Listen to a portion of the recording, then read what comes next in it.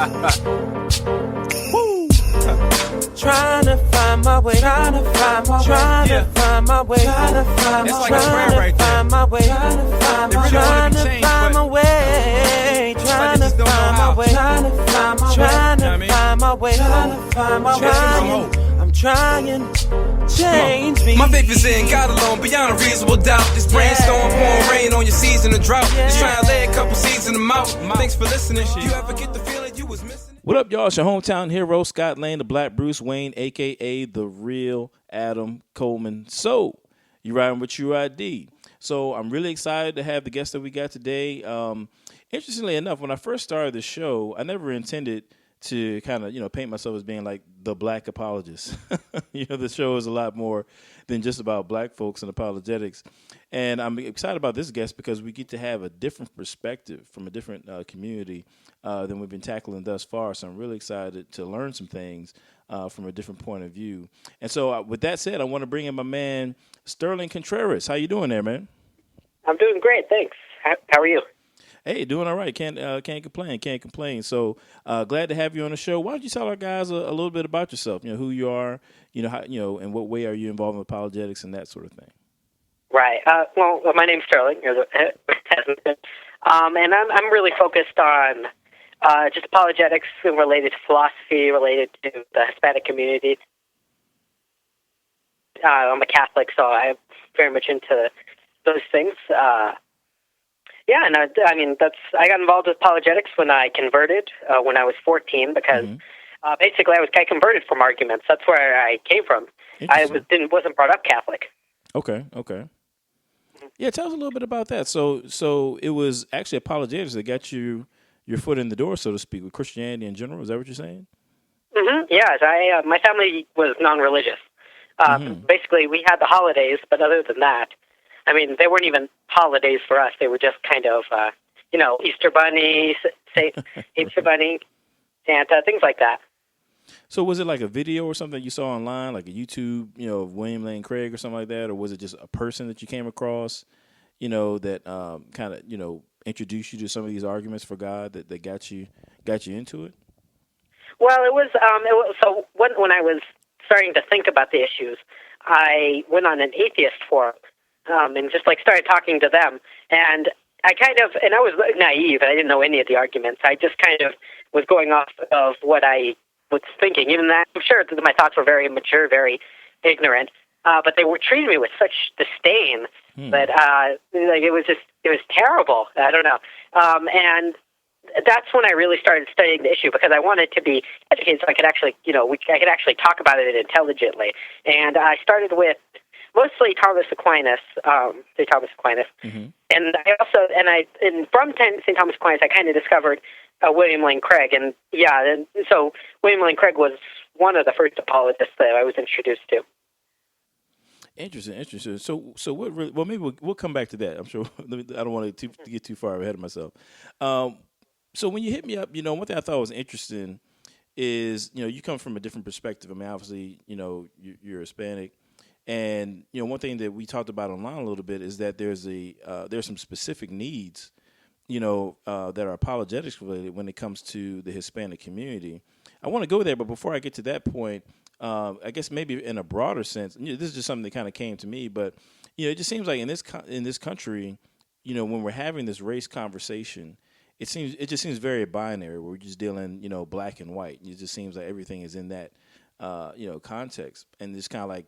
You have black and white and just, everybody else, I guess, But one thing that kind of that struck me is I just want to get your perspective on it, is that does the Hispanic community ever feel like, and I know you can't speak for everybody in the Hispanic community, but is there ever this sense, that, they're kind of under the radar in terms of what concerns, may, be present amongst the Hispanic community? I guess maybe with and I don't want to overstep here, but maybe with the immigration, thing being on the table, that maybe it's getting more attention because for whatever reason people just, associate that with Hispanics. But, do you guys ever feel like that there's some kind of, that you're being left out of the mix when it comes to the race conversation?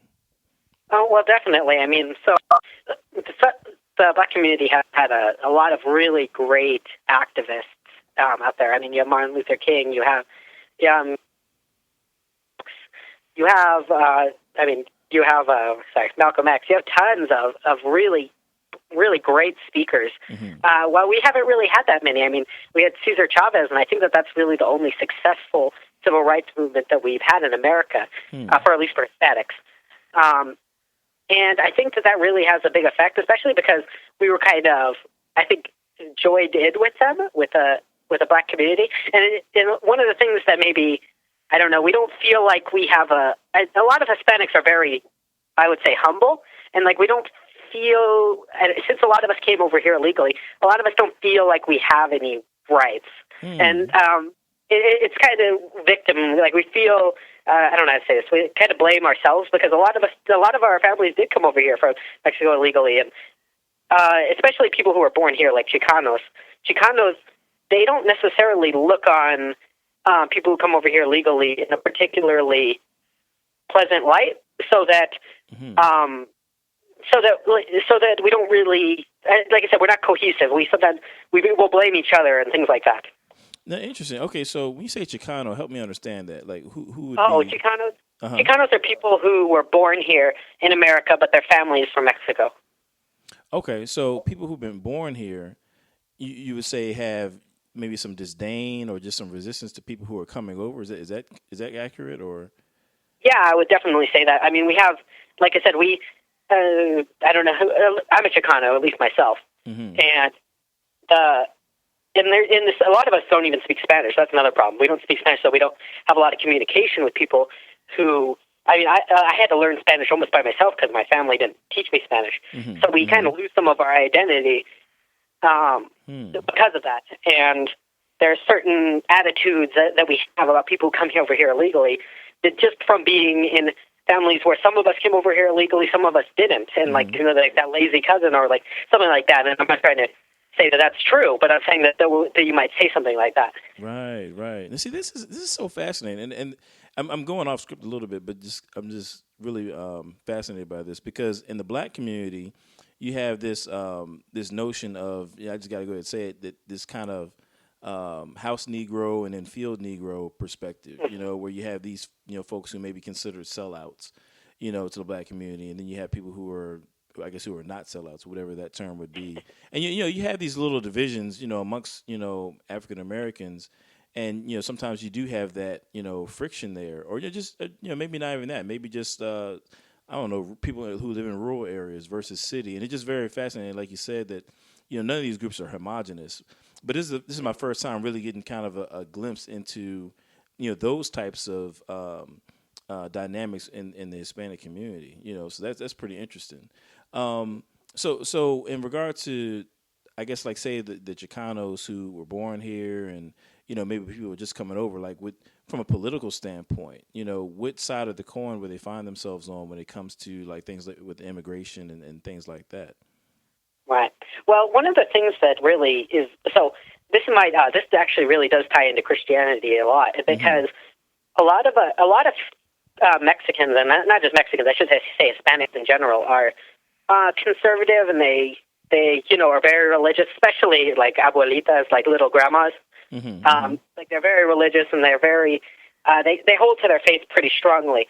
But then, but when you come to America, there's a lot of hostility towards people. I don't know how to say this, like Mexicans in general. Even you come over legally or illegally, because you can't tell. You don't know which one's which, especially if they don't speak English very well. And so I think that we find ourselves allied with the Democrats because they want to take care of their family members. They want to make sure that they have something, I don't know how to say it, so that they don't get kicked out, essentially. And so you see some younger Hispanics, they fall away from the church because they associate religion in general with republicanism, which means anti-Mexicanism, I guess. No, that's interesting. Okay. Well, so let's flow into that a little bit. So when you're dealing with apologetics, I guess reaching to the Hispanic community, what would be some of the issues that are specific to Hispanics? And I'm guessing, that would be one of them. I guess the association with the church and republicanism, would that be right? Right. And I'm not saying Republicans are bad or anything. I'm just saying that Yeah, I'm just saying The that there perception. is that association. Yeah. Right. And so, like, we do have a lot of specific concerns in the sense that there's a lot of, I would say, paganism. Not necessarily, a lot of people like to blame this on the Catholic Church, but it's not really their fault in the sense that there's a lot of folk religion in Mexico. There's a lot of little superstitions that a lot of Mexican nationals, which are just, people, patriots of Mexico, will talk about how, the Catholic Church. I don't know if this happened to the black community, but I've heard it said before that, like, the white man pushed Christianity onto Africa or onto Africans or something like that. Yeah, sure, right. And that same thing exists in Mexico to some extent. Like the idea that the natives were betrayed and like forced into Catholicism or something like that. And so that's something specific that could be addressed. It's not really talked about too much. There's a lot of a lack of content also because. So one thing that this is kind of sad. I don't know. I think you're a Protestant, but but something that's kind of sad is that in South America, especially, they're having a lot of success with the prosperity gospel, and the prosperity gospel is where people are deformed with it. It's if you love God, then you're gonna get riches and things like that. And so what they tell people in South America, especially in Colombia, they tell them that the reason why you're so poor is because you're a Catholic. And if you stop becoming a Catholic, you start to go to Protestant church, you're going to have more money, you're going to get richer, you're going to be more successful and such. Wow. And that's how they're converting them a lot of the time. Not all the time, but a lot of the time, a lot of them are coming over because of that. Man, that's crazy. All right, so let me back. This is good. I mean, I really wasn't sure which direction this interview was going to go, but this is gold right here. So let me back up to your first point. So, we talked a lot on this show about how Christianity is perceived among some African peoples, or people of African descent, as being the white man's religion as a result of, obviously slavery, colonialism, and that sort of thing. And interestingly enough, I actually started writing a book about a year ago, and I was going to tackle this topic. And, one of the things that I wanted, as I was kind of working on the book, I realized that I just kind of had this hunch that people of African descent probably weren't the only ones struggling with this sentiment. That you probably have the same thing, among the Hispanic community and among Native Americans.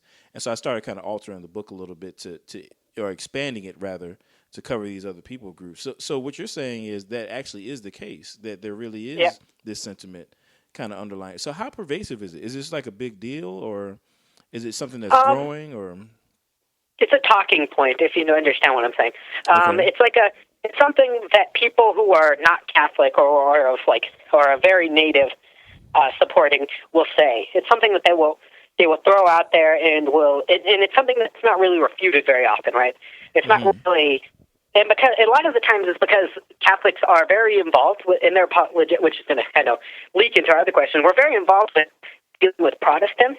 We're not so involved with dealing with atheists. So that, or pagans even to some extent, so that a lot of the apologetics that's even translated into Spanish for what there is Protestant apologetics. So that, and the Protestants aren't going to defend the fact that Catholics pushed Christianity upon Mexico, even though that's bad for all of Christianity because then they have a negative attitude. They don't care because it just puts us in bad light, if you understand. That's the way they feel. So the stuff going to refute that isn't there. And so it's just said over and over again, and it gets in people's heads. That's fascinating, man. So I know in the black community what they're doing now is, not just now, it's been going on for a while, but there are particular Afrocentric religions that are gaining prominence, as a result of this, negative perception on Christianity. What would be some of the, I guess, maybe spiritual systems or belief systems that are, these people who are practicing paganism? Is there like a Santeria type of a deal, or, is there some type of voodoo or natural religion type of? Okay, so yeah, there definitely. I mean, like the Mayan religion it's not popular, I wouldn't say, but it's so you get a lot of. So I don't know if this is true with the black community, but you get a lot of. I'm trying to think of how to pronounce it. It's like synchronism, like where you mix the religions. Sure. Yeah. Okay. Yeah, you get tons of that. So there is a strong Catholic culture in Mexico and in South America, but but it's subverted. It's perverted. Like you get ideas of I'm trying to think of it. There's a saint that they have in Mexico that's not associated with the Catholic Church. And basically it's like a saint of death. And so it's really popular in Mexico, but it's not it's not a real saint. It's not like it's sanctioned by the Catholic Church or anything like that. It's from the pagan religions of Mexico, and so you get that, and then it mixes in, and they won't be. And obviously, I mean, you get the abandonment of Christianity in certain ways and things like that. Interesting, yeah. And so now I'm not sure how much you may have read up on it, but I think there's an interesting parallel between what you just described and what we see. If you go back in the history of the Congo, the African Congo, I want to say in 1491 they converted to Catholicism, and you do see over the next couple centuries this kind of struggle between Orthodox Catholicism and syncretism. Where exactly what you said, that they would take the saints of Catholicism, and then there's kind of like this undercurrent, with those saints of some other figure, that was represented in their indigenous religions. So that's an interesting parallel that you kind of see. As a matter of fact, even in the Caribbean now, you see the same thing in a lot of ways. So that's fascinating, baby. I'm definitely going to come back to that. But again, with this prosperity thing, can you describe that for me a little bit? So what you're saying is these Protestant groups who are more so representing the, I guess, kind of name it and claim it, prosperity type of thing, that they're having some success down there in Mexico. Is this a relatively new phenomenon, or is it something that's been going on for a while? Can you clarify? Do you mean conversion or to the prosperity gospel specifically? To the prosperity gospel specifically, where people who are representing the prosperity gospel are challenging the Catholicism in this or that area in Mexico. Right. The prosperity gospel. Well, it's definitely more in South America, but definitely in Mexico as well.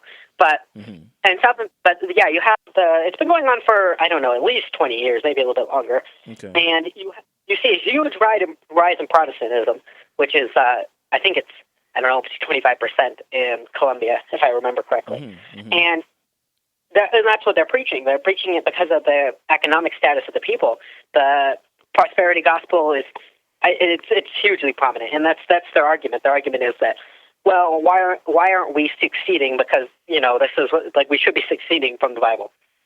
What the Bible says. That's what their argument is, and that's where they're getting it from. They're getting it from the preachers. They're getting it from.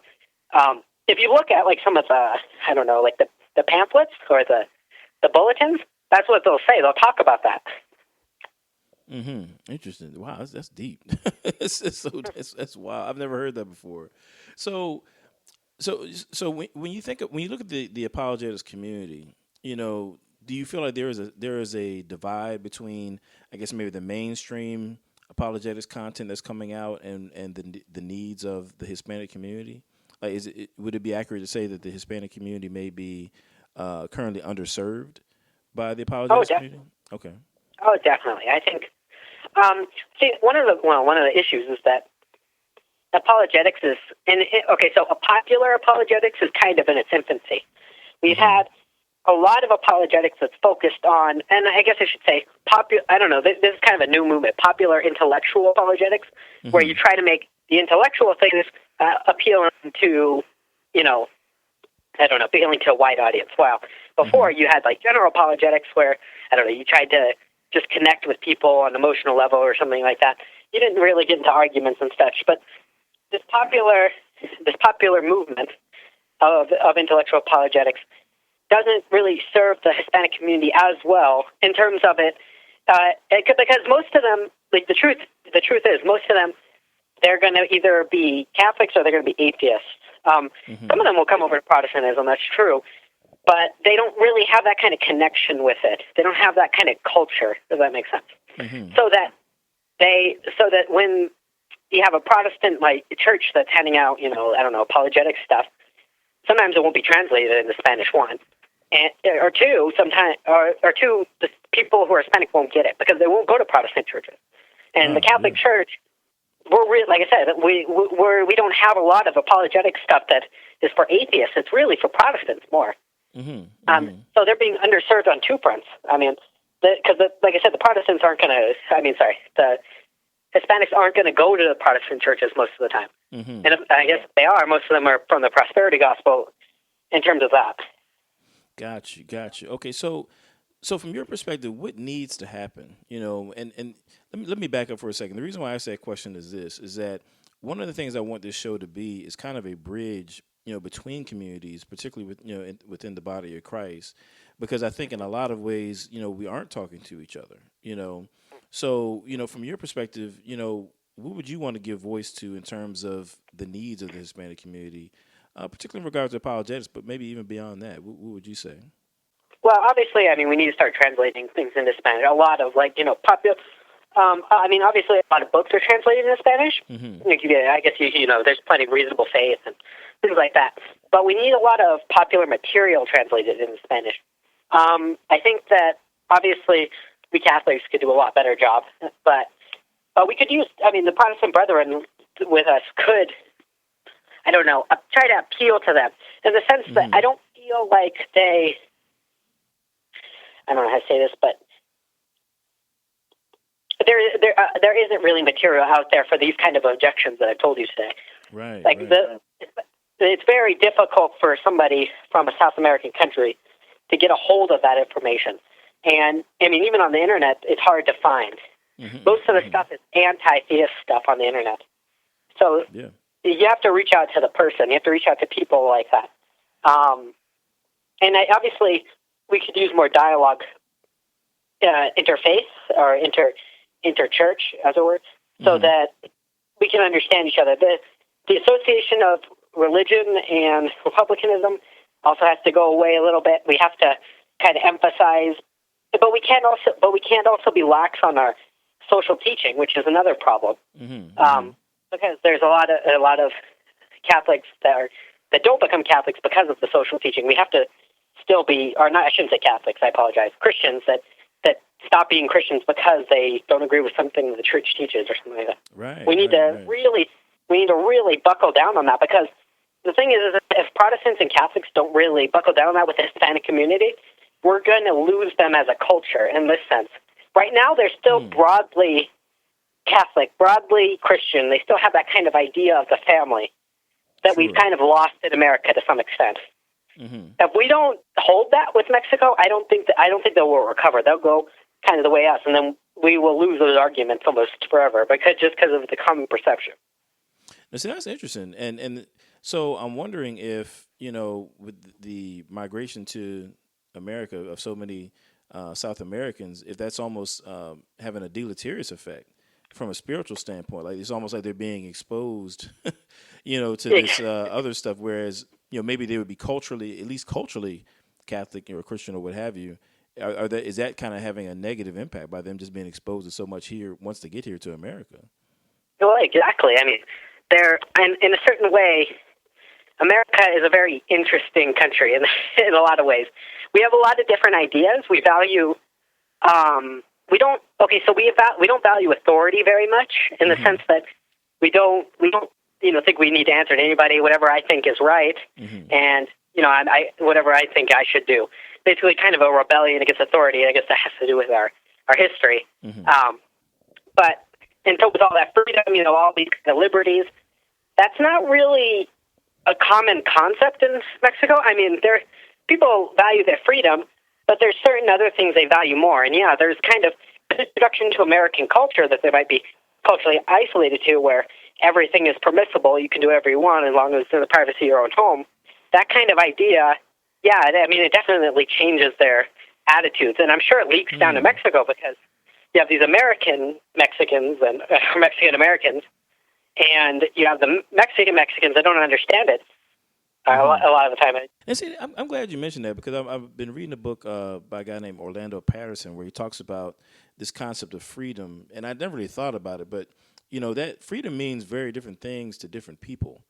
And like you mentioned that so among the Hispanic community, there are values and ideals that you would say kind of trump, what we would call freedom. Can you give me an example of maybe, one of those? Like, what would be some of those values that would kind of override freedom per se? Okay. Well, So obviously, I don't presume to speak for everyone, but I find that a common attitude is like, okay, so for example, it's not, how to say this, so there isn't so much a commitment to this harm principle. Like, people in Mexico don't believe that you can't do anything. Okay, so in America, you often hear the argument, well, it didn't hurt anybody, so how can it be bad, or something like that. Mm-hmm. That doesn't really exist in Mexico as a concept. Things can be wrong for a lot of different reasons, and obviously I think they're right about this, but and so like they might value tradition a lot. They really do value tradition a lot. You know, they value respect for the family, like this the kind of I don't know. I know this is something that Mexicans talk about all the time, so maybe I don't know if this is true for the black community or not. But we would never put our grandmas like in a house or a home or something like that. We're not trying to do that. Yeah. We'd never do that. Right. And that just seems like so foreign to us. Yeah, absolutely. Right. Especially because some of us live. I mean, at least in the Hispanic community, a lot of them live with their moms or their dads until they're 29, until they get married, basically. So we have a very strong sense of community that maybe is more important than what we might want to do or might choose to do or something like that. And that's interesting, because and the reason why I asked that question, and I think you hit the nail on the head, is that you do have cultures, and to a large degree, I think African Americans have lost it, but that kind of communal, the importance of the community, and or maybe family and extended family. I think a lot of that is in some ways it's un-American. It's not to say that Americans don't value family, but it's I would definitely say that it's to a far lesser degree. It's more so about the individual, Exactly. That's the core foundation. It's like, right. At least in my perspective, it seems it's all about the individual. It's very individualistic in America, or at least I think that's a very American concept.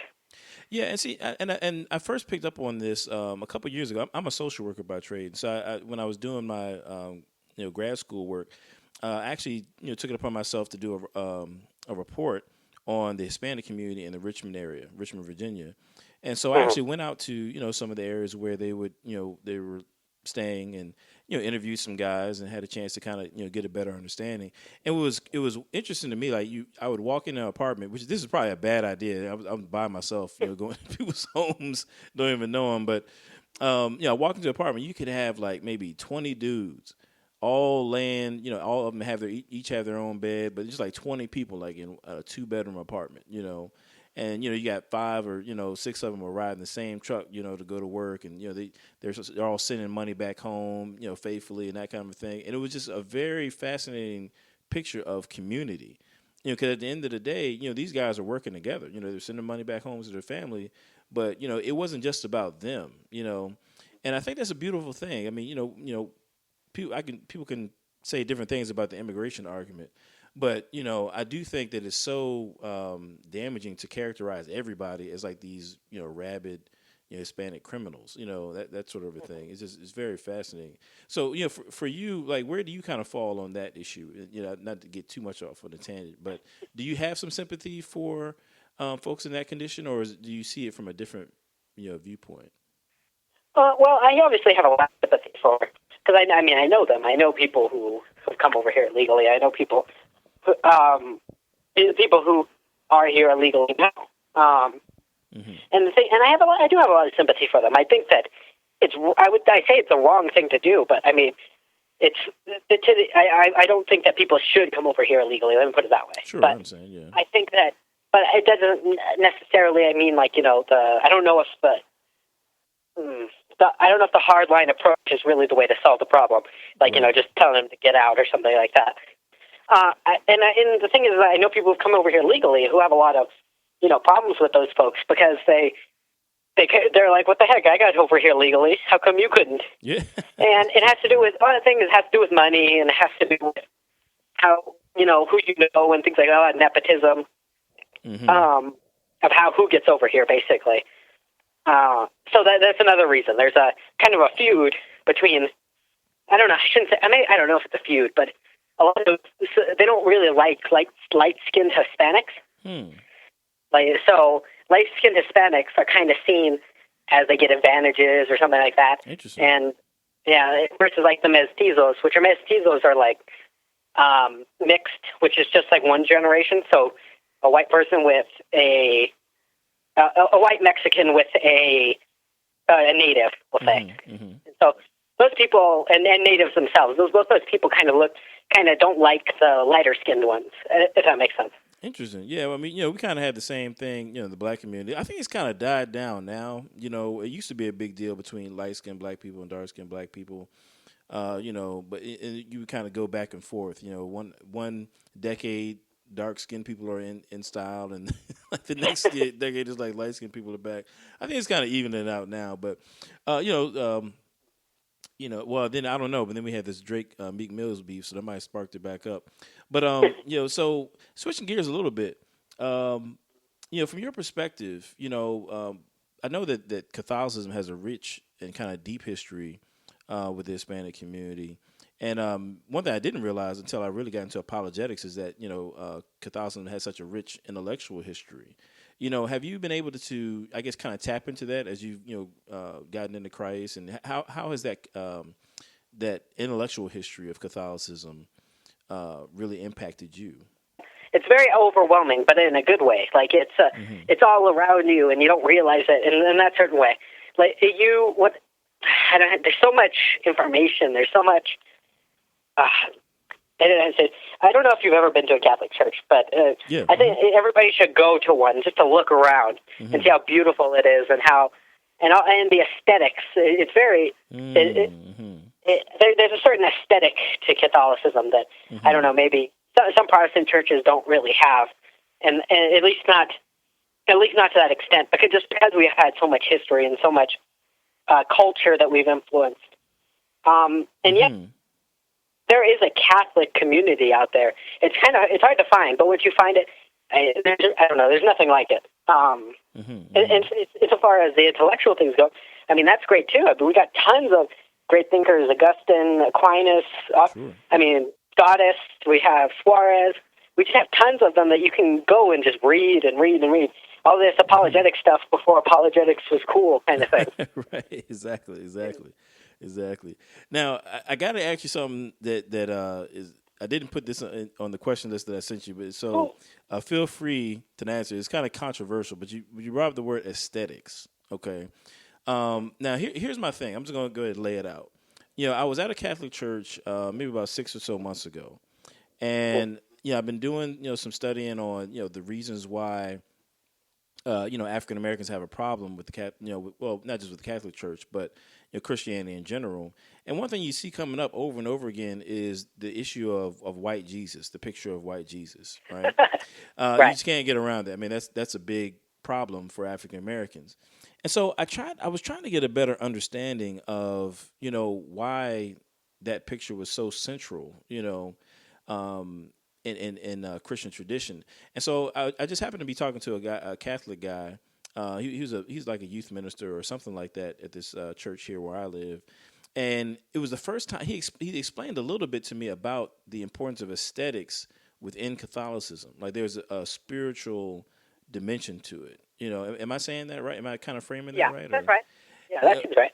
Right. So can you help? So I guess where I'm going with that is, when we're dealing with this picture of white Jesus, I think that it's easy for the naysayers to assume or focus on it being just a tool of subjugation, when really I'm getting the sense that it's not so much that, but it was just an expression of the Catholic tradition. Like it's you guys just have a thing with aesthetics, like you just draw stuff. Art is a big deal, and I'm actually kind of fumbling to form my question, but what role does art play, I guess, in Catholicism, and can you kind of help me to understand that aesthetic piece a little bit?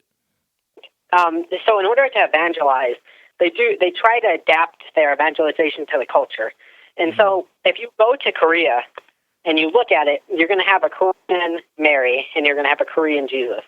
If you go to Mexico, the Mary, Maria, she's Mexican.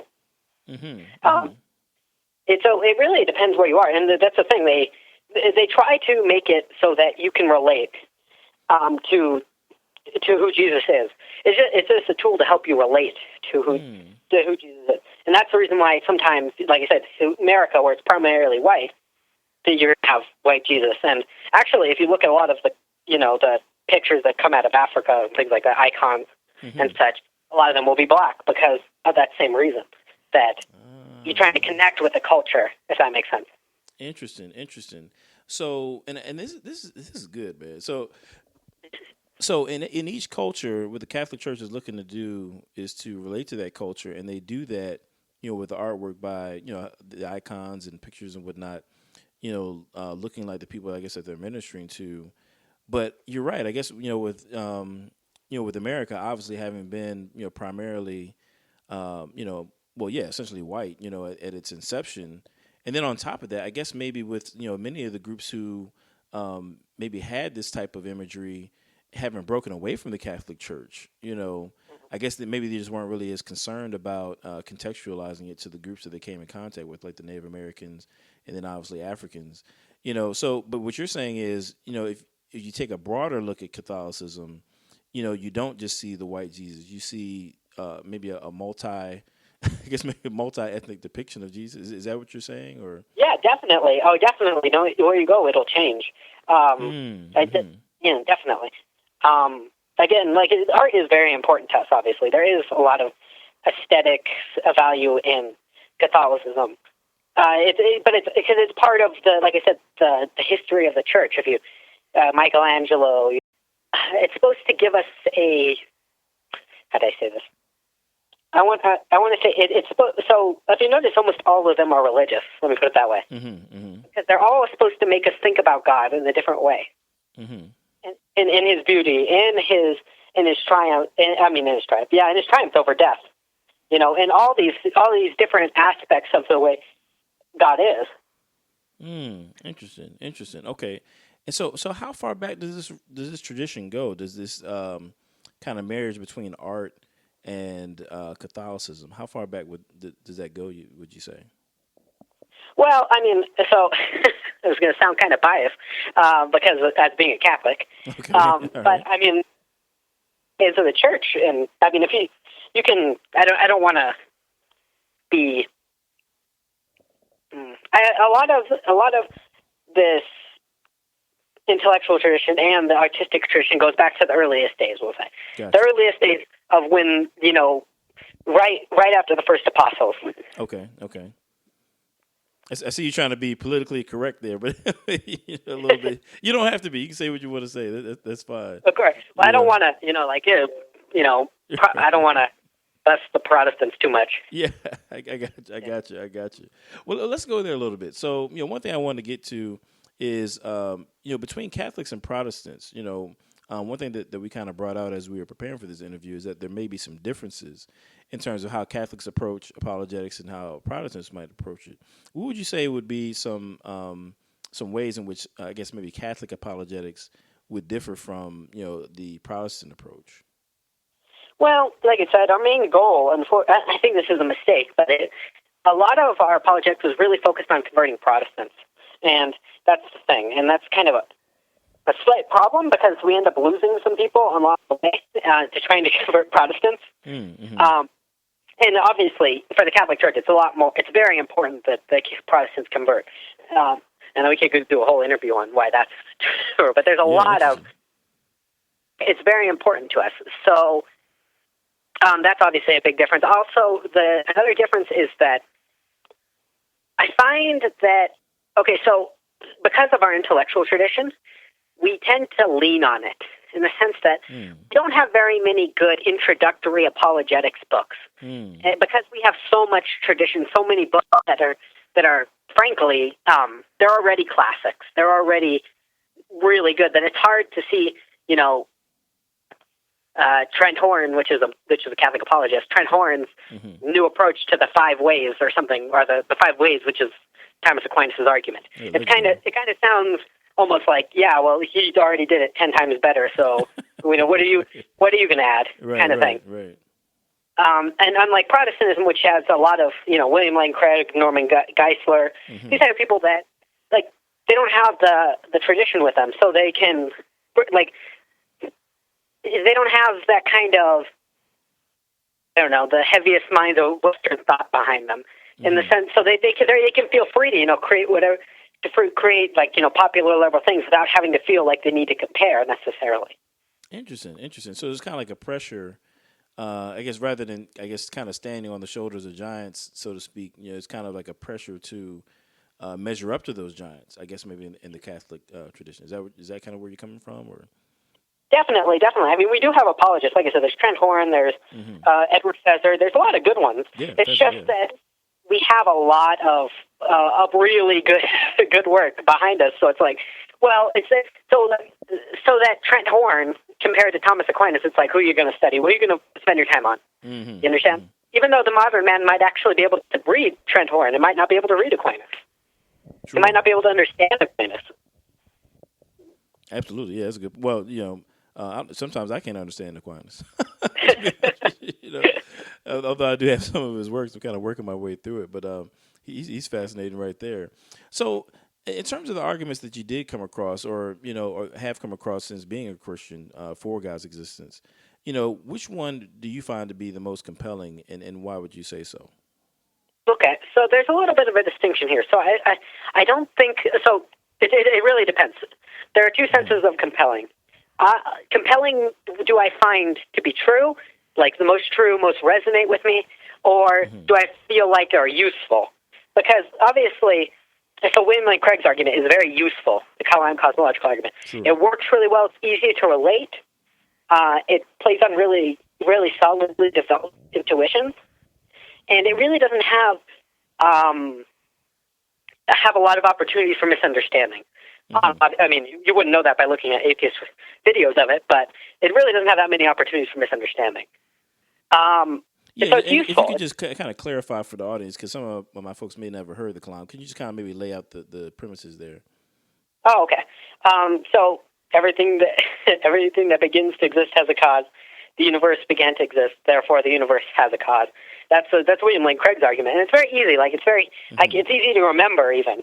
Like you can just bam, bam, bam. And I don't know, it even has a tune to it, kind of. Yeah, absolutely, I agree. And so it's very easy to relate, and it's helpful with just dealing with people, because if I can remember those things, I can go into an argument about it pretty easily, right? Mm-hmm. Now, on the other hand, if you get into Aquinas, and I think, like I said, these proofs are more compelling in the sense that I find them to be a lot more solid and a lot. Let me put it this way: like if I were to say which argument am I more confident to be true, I would say most of Aquinas' arguments I'd be more confident of than Craig's. Mm-hmm. But they're not so easy to relate.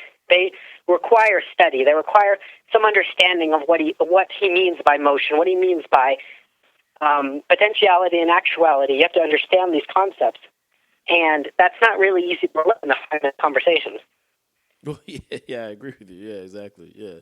So, I mean, you have to do a lot more kind of groundwork, I think, maybe to grasp some of Aquinas' work. Is that kind of where you're coming from? Oh, definitely. And it's not just that. It's that there's a lot of opportunity for misunderstanding. If you